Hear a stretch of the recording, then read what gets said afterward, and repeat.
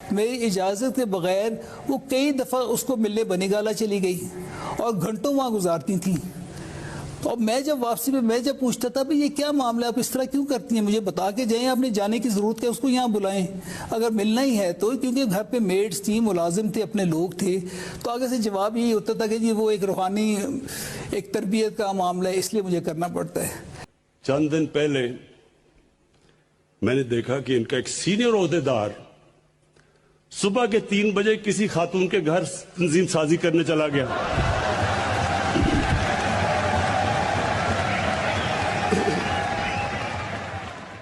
خبر مانیکا جیسے انٹرویوز نہ ہونے چاہیے، نہ کرنے چاہیے، نہ دینے چاہیے، نہ دیکھنے چاہیے.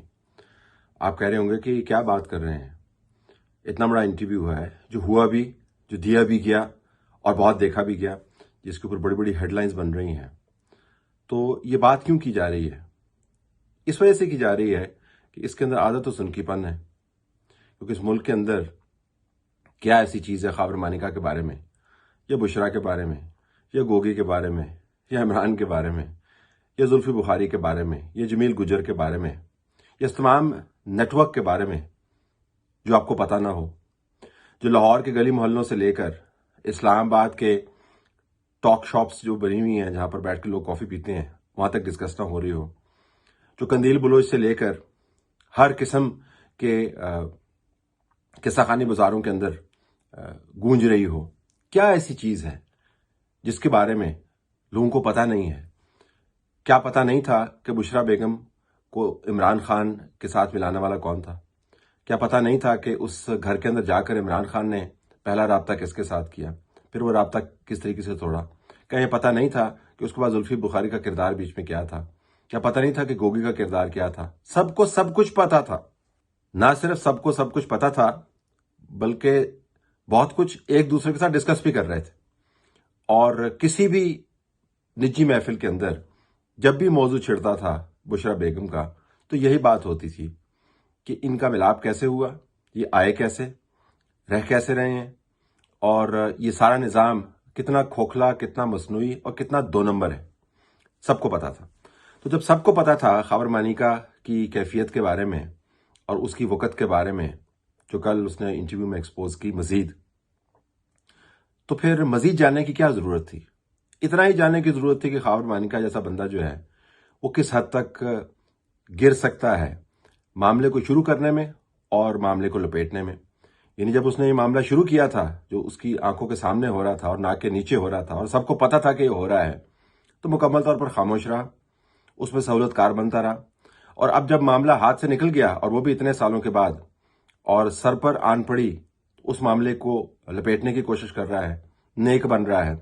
اور نیک بننے میں اپنی ماں کو بھی انوالو کر رہا ہے، اپنے باپ کے حوالے بھی دے رہا ہے، اپنی چھوٹی بچی کے حوالے بھی دے رہا ہے، پاک پتن کا تذکرہ بھی کر رہا ہے، داتا دربار کا تذکرہ بھی کر رہا ہے، اور انتہائی بے شرمی کے ساتھ یہ بھی بتا رہا ہے کہ وہ بیچ میں 2 نفل پڑھ رہا تھا جب اس کو عمر چیمہ کا فون آیا. تو خاور مانیکا کا جو کردار ہے اس کے بارے میں آپ کو کیا مزید جاننے کی ضرورت تھی؟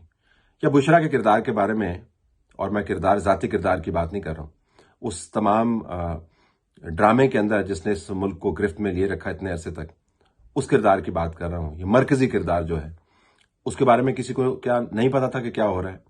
کیا نہیں پتا تھا کہ بنی گالا سے کس طریقے سے معاملات کو کنٹرول کیا جا رہا ہے؟ کیا نہیں پتا تھا کہ گوگی اور بشرا کے تعلقات کیا ہیں؟ کیا نہیں پتا تھا کہ جمیل گجر کس طریقے سے خام خواہ خود کو گارڈین بنا کے بچوں کے اوپر اپنے آپ کو لاگو کر کے اس خاندان کا ایک حصہ بنا ہوا ہے؟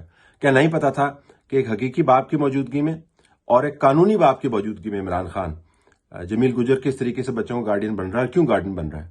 کیا نہیں پتا تھا کہ ہاتھوں میں مہندیاں نہیں لگی ہوئی، ہاتھوں کے اندر تو گوند لگی ہوئی ہے جس سے ہر پیسہ چپک جاتا ہے، ہر قیمتی دھات چپک جاتی ہے، اور اس کے بعد جیب میں جا کے وہ ریلیز ہوتی ہے اور جیب سے پھر وہ ملک سے باہر چلی جاتی ہے. یہ سب کو پتا تھا، لوگ باتیں کر رہے تھے. میں ذاتی کردار کے معاملات کو تو بالکل فی الحال ٹچ نہیں کر رہا اور نہ ہی ہمارا مقصد ہے.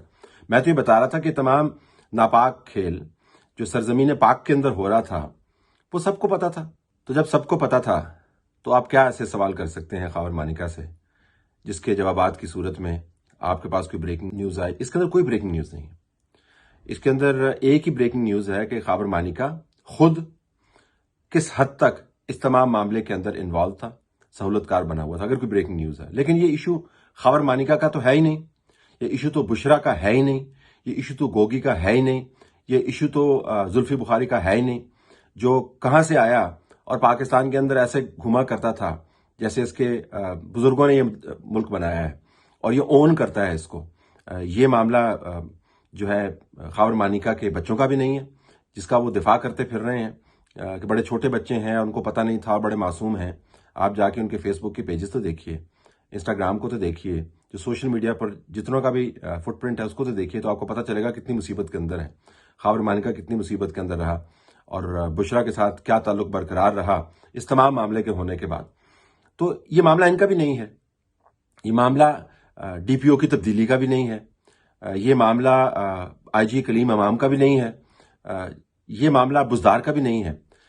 تو جب یہ معاملہ بزدار کا نہیں ہے اور ان تمام لوگوں کا نہیں ہے تو اس معاملے کو طول دے کر آپ کیا حاصل کرنا چاہتے ہیں؟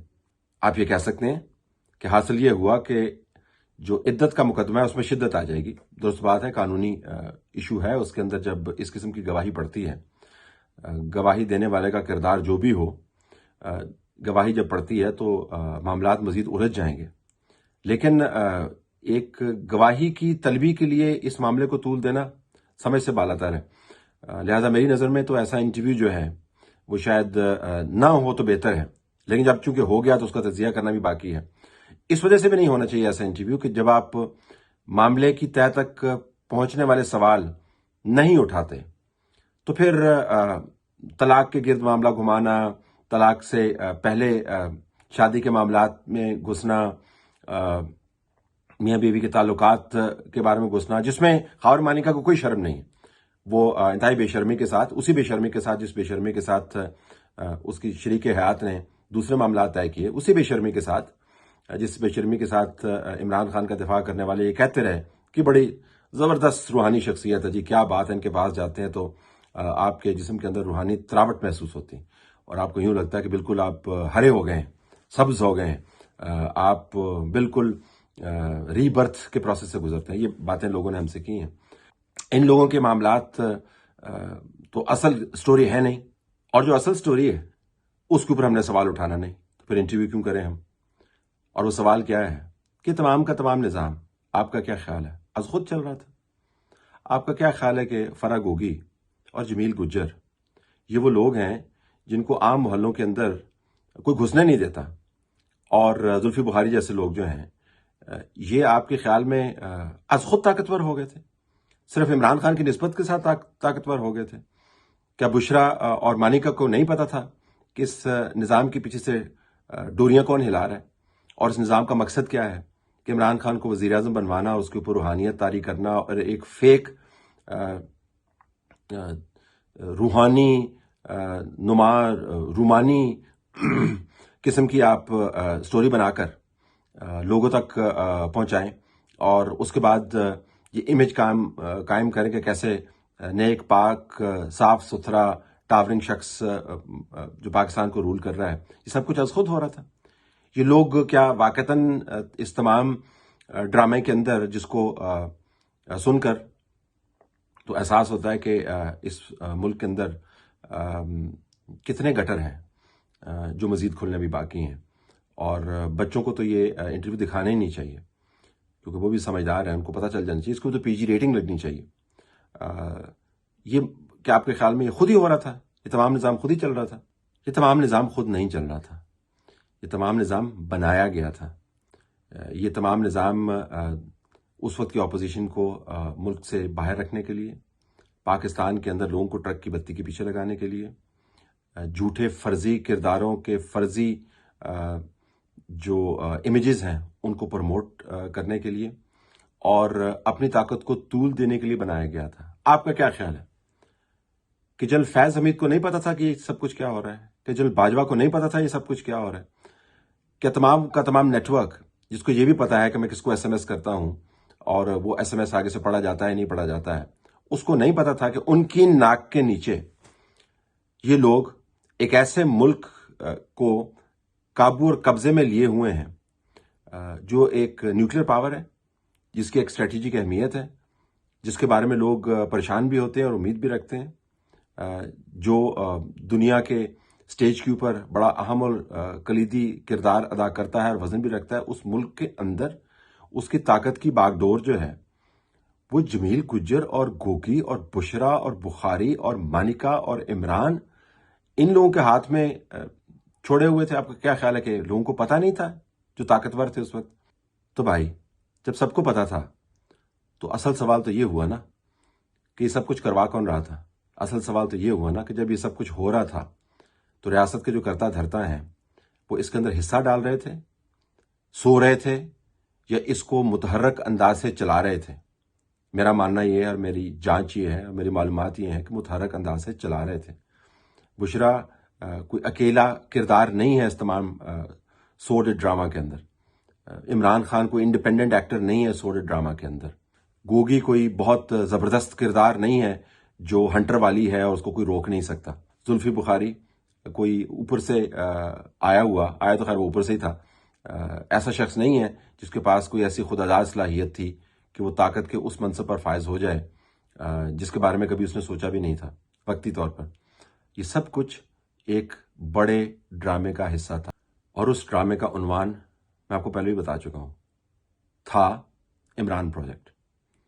یہ تمام چیپٹر عمران پروجیکٹ کے اسکرپٹ کا ایک حصہ تھا، عمران پروجیکٹ کو انفولڈ کرنے کا ایک طریقہ کار تھا۔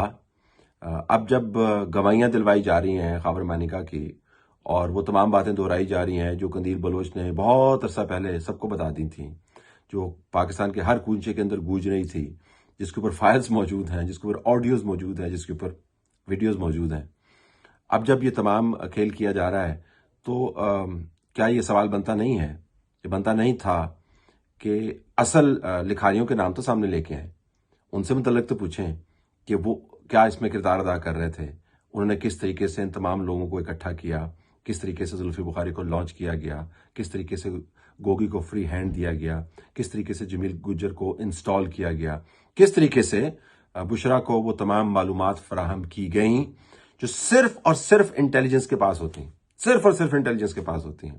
اور پھر یہ متھ بنائی گئی، اور متھ کیا تھی؟ متھ یہ بنائی گئی کہ اس کے پاس موکل ہے، تو موکل تو تھے، اور موکل بڑے ہائی ٹیک قسم کے موکل تھے، وہ سب کی تصاویر بناتے تھے، وہ سب کے ویڈیوز ٹیپ کرتے تھے اور معلومات فراہم کرتے تھے اپنی پیرنی کو، اور اس کی بنیاد پر آپ نے متھ بنائی کہ یہ بڑی زبردست پہنچی ہوئی شخصیت ہے، اس نو تو سارا کچھ پتا ہے۔ یہ تمام کا تمام نظام جنرل باجوہ اور جنرل فیض چلا رہے تھے۔ تو اگر آپ یہ نقطہ نہیں اٹھا سکتے تو بھائی انٹرویو کرنے کا کیا فائدہ، انٹرویو دیکھنے کا کیا فائدہ، اور انٹرویو دینے کا کیا فائدہ؟